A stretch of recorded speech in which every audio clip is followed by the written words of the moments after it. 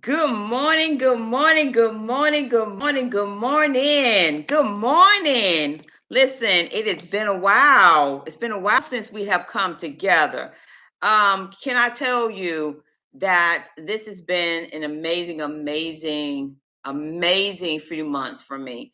And I'm hoping that it's been an amazing few months for you as well. And I have just rebranded myself all over the place, and I am super excited about it. You're going to see a brand new me, and this is going to be an awesome experience, not just for me, but I'm hoping that it will be a journey for you as well. We're going to go down a lane that is so dear to my heart, and we are going to totally do something different. So my brand new is Moms Wake Up and Win. I'm gonna say it again. Moms Wake Up and Win. And I felt that that was dear to me because of the line of work that I'm in, and I work with so many women, and because I have a passion for women of all nationalities, all economic status, it doesn't really matter to me. I know one thing that we do have in common is that we want to be amazing women. And because I'm in the doula space, I felt it fitting that I do my first YouTube today. And it's going to be, as you saw the title, what's your boogeyman in your life? Right? What's that? What is that thing that hides up under your bed and hides in your closet that you are afraid to deal with? And I know, as I work with new moms and even old moms, and moms that have had several children, or they may just be, you may just be a first time mom, is that there's that boogeyman in your life that makes you feel that you are not an amazing woman, period. Let's just take out motherhood altogether. You are amazing woman, period. And there are things that try to tell us that we have to be this and we have to do that. And, if we don't have all of our ducks in a row, then we're lacking the ability to be great women. And I want to tell you, and let me just be the first one, and you can tell them I said it. You are already great. I'm gonna say it again. You are already great. You were great when you were created. See, God had already knew that when He formed you from His all His greatness, He knew that you was going to be an amazing mom. He knew that you was going to be a grazing blaze trail trendsetter. Okay, he knew that from the very beginning. He knew that you was going to be a boss lady. He knew that you had decided, listen, I don't want to be a boss lady. I want to be a stay-at-home mom full time. Or you may say, listen, I want to be an Olympic. Let me tell you, I've been watching the Olympics for the past week or so, and I tell you, these women are amazing. They have stories that will blow your mind. You have a story too as well, and your story may be different from my story. But guess what? You are amazing. Why? I'm so proud of you. Here's why. Because you are not the status quo. You decide to make your setback your comeback. You just made that decision. And even though things have been stacked up against you, thing after thing after thing after thing, they try to hold you down. You made a decision. You said, listen, I'm not going to allow that to stop me. I'm not going to allow that to stop me from climbing to my highest. That's what I said, highest, your mountain, not anybody else's mountain, not my mountain, not your parents' mountain, not your siblings' mountain, not the job mountain, but the mountain that was set for you to climb. Here's why: because we get stuck in the bedroom. Can I just say that? We get stuck with looking under the bed, and we never make it out of the door to get to our mountain because we're afraid of the boogeyman that does not exist. Here's why: because the boogeyman is that anxiety that you're feeling right now. The boogeyman is the depression that you say that you have. The boogeyman is the opinions of others. And if I tell you my story, I had to get over that really fast. Can I tell you that? Really fast. I had to stop worrying about what people were going to say about me or think about me. I had to go with my flashlight up under my bed and inside my closet and say, I recognize you, boogeyman. I recognize for who you are. And you're not going to stop me from being great. You're not going to stop me for fulfilling my destiny. And so, as you shine the light on that thing in your life that has been hindering you from being the person that I know that you are, I already know that you're great. I already know that you're amazing. I already know that you're brilliant. I already know you have tenacity. I already know that you have the skill set. Listen, you don't have to convince me because I already know that you got it. But here's the thing: do you believe that you got it? Do you believe that you are the one? Do you believe that you are the call? Do you, hey, like, listen, I'm like Neo and Mitch. Listen, I am the one. You have to believe that no matter what is coming up against you. I know you're thinking like, well, I'm not like that person I see on Instagram. I'm not like that person I see on TikTok. I'm not like that person at my job that, that they always come in flawed and fabulous and their hair is perfect and they got the pocketbook on and they got the strutting going on. But listen, can't nobody be you but you. Can I say that? Can't nobody be you but you. I was blessed to realize that I'm not like anybody else. And I had to like get into a zone. Think about that. I had to get into a zone and get tunnel vision. And I had to like block out everything else and stay focused on my course. I said that I had to put on tunnel vision and stay focused on my course. Are you staying on your course? Here's why. Because when you get in somebody else's lane, then now you playing bumper cars. Now you're taking anxiety with you. Now you're taking comparison with you. And all of y'all are in the car driving together. And everybody wants to take the wheel. Can I say that? Everybody want to drive. But when you stay focused on what you are supposed to be doing, and when you call a thing, this is what I have learned. Even when I'm having a moment, because let me tell you, we all have a moment. All my mamas have a moment.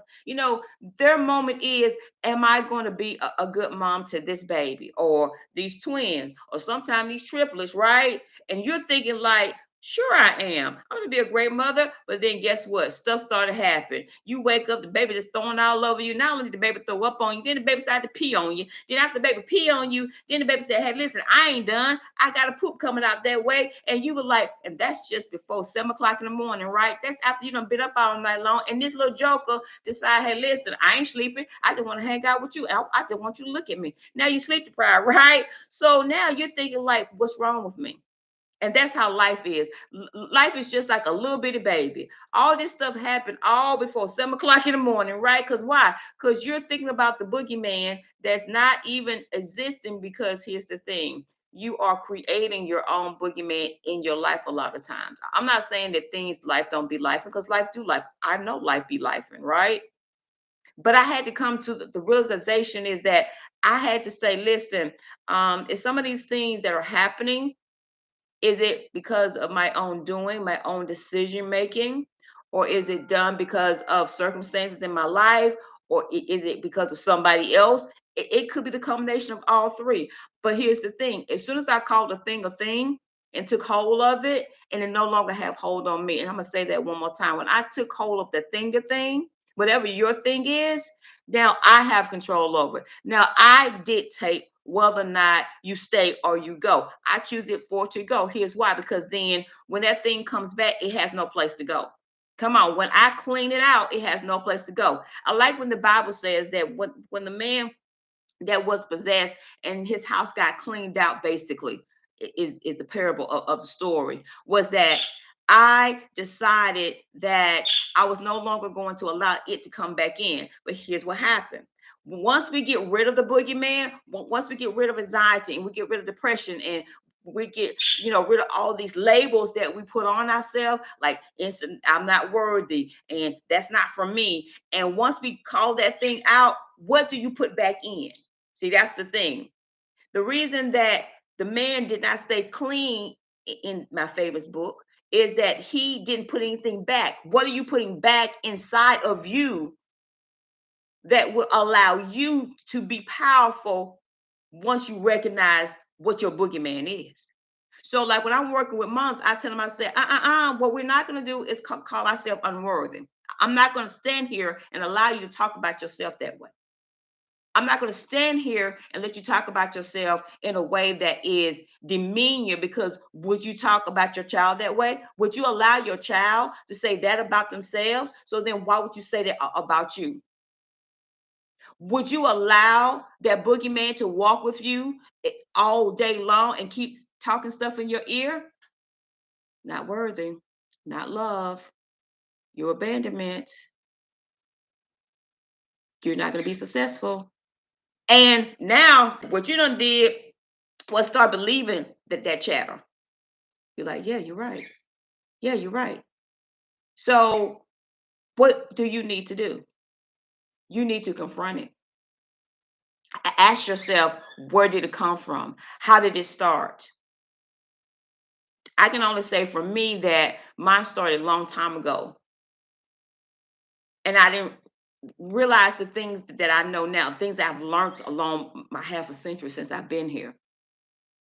And I realized that mine started in childhood. Did yours start in childhood?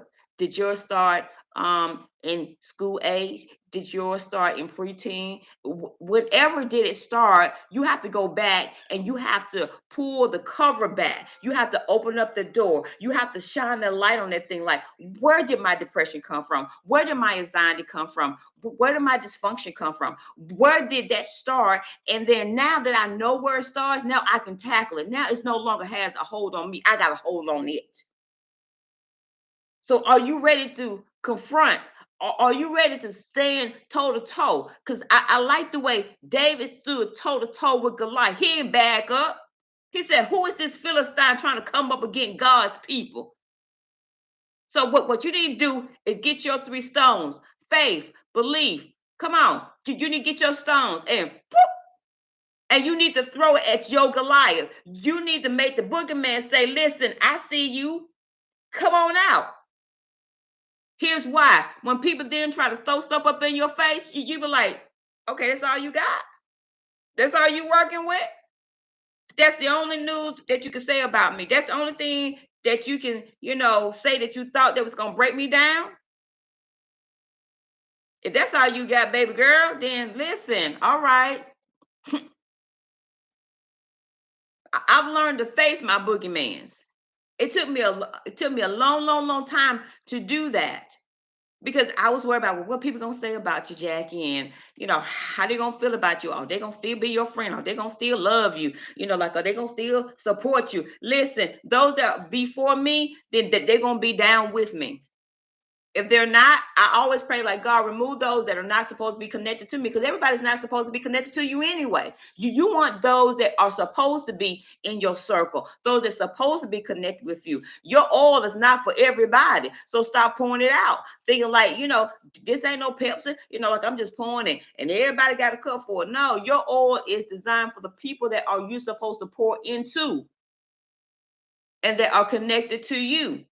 But the only way that you can do that is that you have to confront those things that are stopping you from being great and marvelous.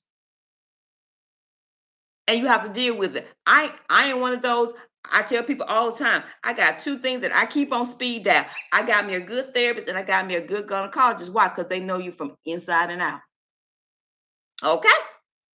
That's a little tip for somebody. And I make sure that I keep them on speed dial, because I know that there's times that I too get in my own head and I have to get out of my head and say, yes, you can. And I tell myself, yes, you can. I love when Barack Obama was president and I got a big statue of him, a big painting, and he says, yes, we can. And I want y'all to put in the chat, yes, we can. Because nothing stops you but you. Nothing stops you but your limitations. Nothing stops you but the naysayers. Because this is not on. Your tunnel vision is not on. You are so busy looking behind you that you can't see what's in front of you. And that's the reason that mirror that's in our car is a very small mirror, because you can't drive your car like this. Because you can't stay focused on what's in front of you. So how do you address that? You call that thing out. You say, okay, so like I had a childhood that was not so good. Okay, yeah, yeah, like I was molested like when I was a child. Yes, like I wore raggedy clothes. Yes, I've been through some domestic violence. Yes, my father was not in my life. Yes, my mama abandoned me. When you start naming those things and calling those things out, and then you didn't address those things. Yes, like I feel like I'm not successful. Yes, I feel like I see it like everybody else is like blowing up, but I hadn't blown up yet. Yes, I see everybody got a check mark, and I still got an X. You know what I'm saying? So it's like I'm playing tic-tac-toe with myself, right? So it's like once you call all those things out, then you realize, oh wow, all that ain't that bad. Hmm.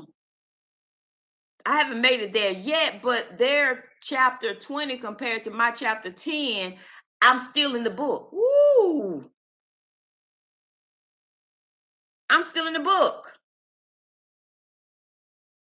I'm still in the race. That's what I've been liking about watching the Olympics is that I see these women, they going to me 100 miles an hour doing a not the five, but the 400 dash. These girls be tripping over hurdles. Guess what? They pop right back up and they get right back in the race. Now, that's something. That's something that'll give you nightmares until the next Olympics. Is that thing? If they don't deal with that hurdle that they didn't make it over, guess what? That's gonna be their boogeyman, and it's gonna plague them until the next Olympics in 2028. But they have to deal with it right then and right now. Say it happened. Get your butt back up and keep them moving. And guess what? They're gonna go hard again next year, and the next year, and the next year. What's your hurdles? And when you don't make it, do you stay down? Do you stay in bed? Do you stress eat? Do you sit around and I'm just gonna watch Netflix all day long because I feel depressed, I feel down? Listen, I too, I've been there too. I don't felt that way that I had to crawl myself out of bed because I just did not want to face life. I was like, God, dog, this life here just crappy. This life here ain't worth nothing. But then I put one foot in front of the other, one foot in front of the other, one toe in front of the other. And then eventually I said, get up. God said, get up. I'm going to say it again, get up. I had to get up. And I had to make a change. I had to be my own rescue. I couldn't wait for somebody to come and get all the stuff out my closet up under my bed. I had to do the work myself. You got to do the work. Nobody's going to do the work for you. You have to make a decision that no matter what, say that, no matter what, I'm going to stand in it. I'm going to stand there with 10 feet, toes down. I'm going to stand in that thing. I'm not going to let nothing stop me. I'm going to stop making excuses. I'm not calling things on me that is not supposed to be on me. I'm only talking those things that I want to see come up in my life. I'm calling overflow. I'm calling more than enough. I'm calling a sound mind. I'm calling positivity. I'm calling belief out. I'm calling faith out. I'm calling like big me, help me to walk on water. Because I'm going to keep my eye on the prize. Because I know that storms will be raging around me, but it don't have to affect me. I'm going to call a boogeyman out. I'm going to let it know like I know who you are, and you no longer affect me. You no longer going to give me nightmares. I'm no longer going to be afraid to open up my closet, put my clothes on, and step out in this world and say, here I am. Unapologetically, here I am. That's what you need to be. Now, not tomorrow, but now. Here's why, because when you think about it, then you start hesitating about something. Then you start doubting yourself, and then like you start saying, "Well, I can't do it," and I don't see how. You don't have to see how. You just got to do it.